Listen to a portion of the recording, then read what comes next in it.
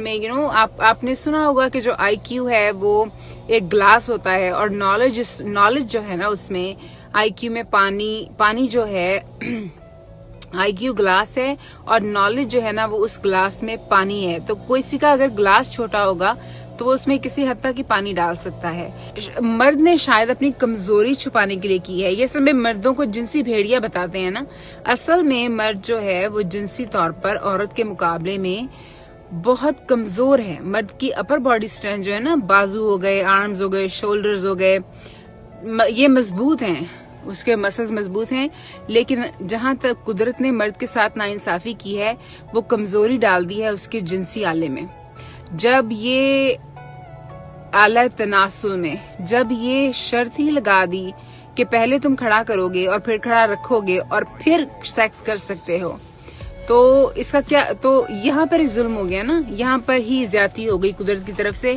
वरना तो देखिए औरतें तो जब चाहें जिससे चाहें कर सकती हैं, ठीक है। उनको तो बस ये कहना होता है, उनकी तो बस रजामंदी हो। मर्दों की रजामंदी होने के बावजूद जरूरी नहीं है कि वो कर सकें।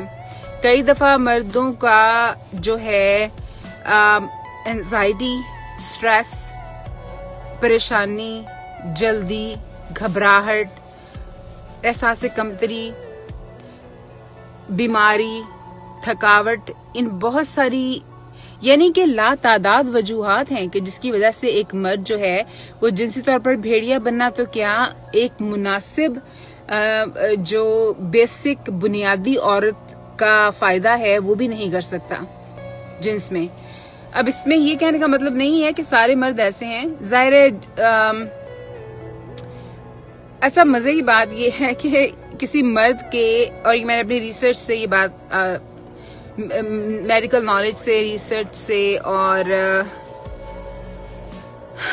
मेरी प्रैक्टिस भी है जिसमें हम लोग देखते हैं मरीज, और मैंने खैर इस मौजू पे पढ़ा भी है। सारे डॉक्टर्स को भी ये बात नहीं पता होती कि एक आदमी के चांसेस जो है ना इस तरह रैंडमली भेड़ों के ऊपर परफॉर्म करने के कम है कि वो, ये ज्यादा मुश्किल काम है उसके लिए कि जंगल में जाके भेड़िया बन जाए। ये वो खौफ की वजह से और बहुत सारे और वजूहात की वजह से नहीं कर सकता।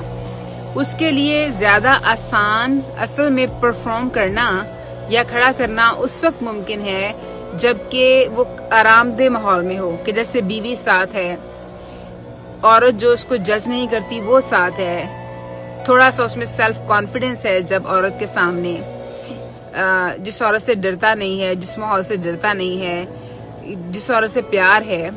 आपको पता है इसलिए बहुत सारे मर्द जो हैं वो बताएंगे, अगर आप उनसे पूछें, कि तवाइफों के साथ इनके खड़े नहीं हुए क्योंकि ये समझते हैं कि तवाइफें गंदी हैं और कोई बीमारी ना हो, तो ये चले तो जाते हैं लेकिन फिर डर के मारे कभी इनके खड़े नहीं होते।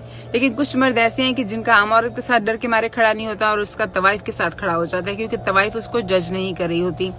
तो ये है सारी बात। तो होता ये है कि जब आप मर्द को भेड़िया भेड़िया भेड़िया कहती जाती है ना, तो मुआशरा पूरा मर्द को भेड़िया कहता जाता है। तो उससे होता ये कि औरतों को कई दफा ये नहीं पता होता कि मर्द जिनसी तौर पर कमजोर है, लिमिटेड है, उसकी कमजोरी रखी ही उसके आला तनासुल में गई है। उसकी वजूहात जो हैं वो भी कभी मैं डिस्कस करूंगी। इर्तिका के लिए जरूरी था कि मर्द को कमजोर बनाया जाता।